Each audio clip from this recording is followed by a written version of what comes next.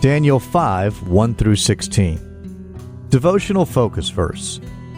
In the same hour came forth fingers of a man's hand, and wrote over against the candlestick upon the plaister of the wall of the king's palace. And the king saw the part of the hand that wrote. Then the king's countenance was changed, and his thoughts troubled him, so that the joints of his loins were loosed, and his knees smote one against another. Daniel 5, 5 and 6. The phrase, "the writing on the wall," is an idiom that describes signs of approaching doom, or expresses a presentiment that catastrophe is about to occur.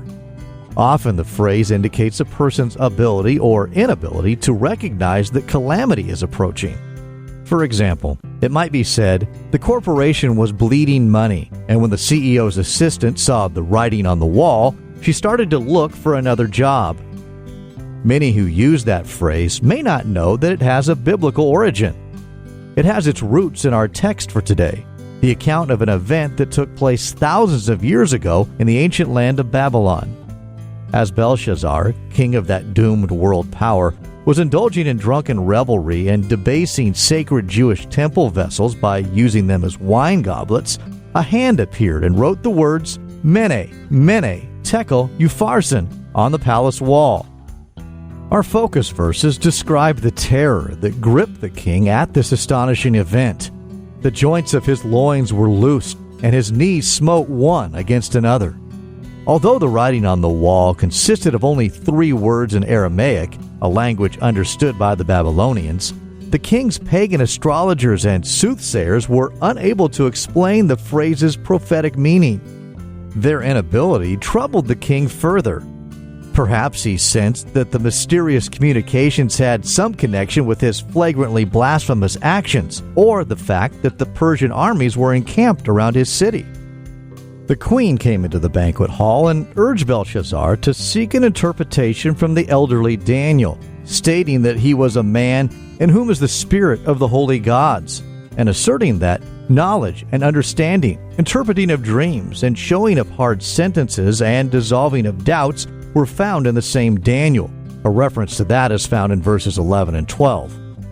How interesting that this queen mother of an idolatrous empire had such confidence in Daniel's ability to reveal the answer to the strange mystery written on the wall. Heeding her counsel, Belshazzar called for Daniel and promised him riches and honor if he would interpret the message.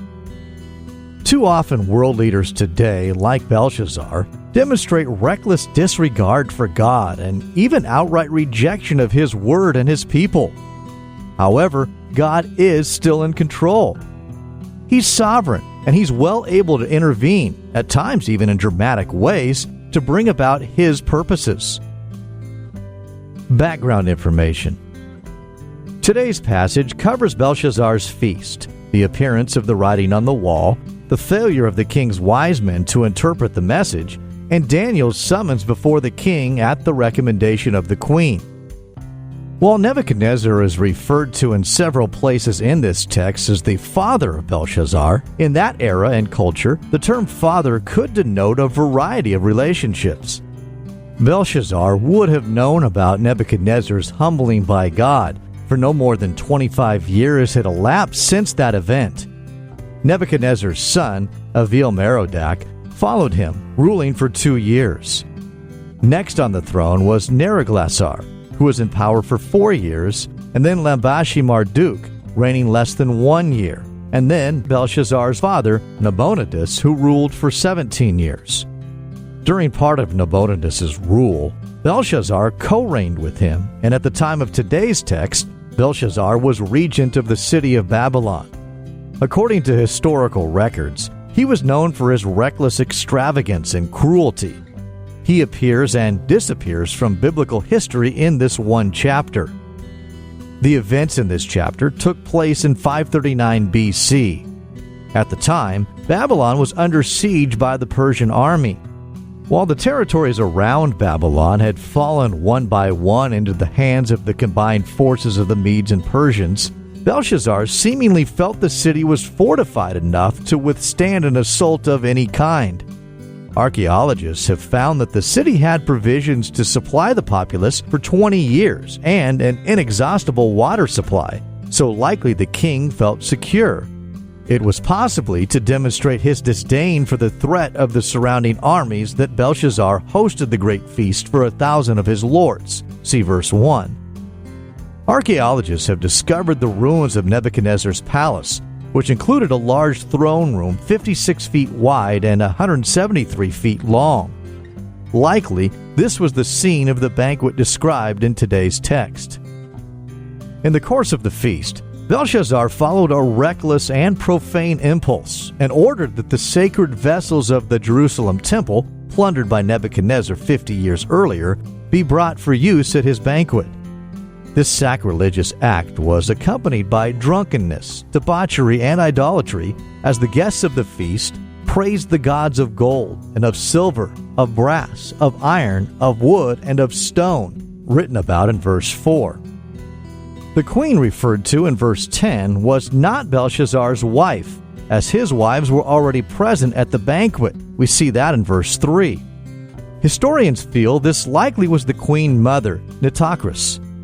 Though the king's wise men had been unable to interpret the meaning of the writing on the wall, she expressed confidence in Daniel's ability to do so and urged the king to summon him to the banquet hall.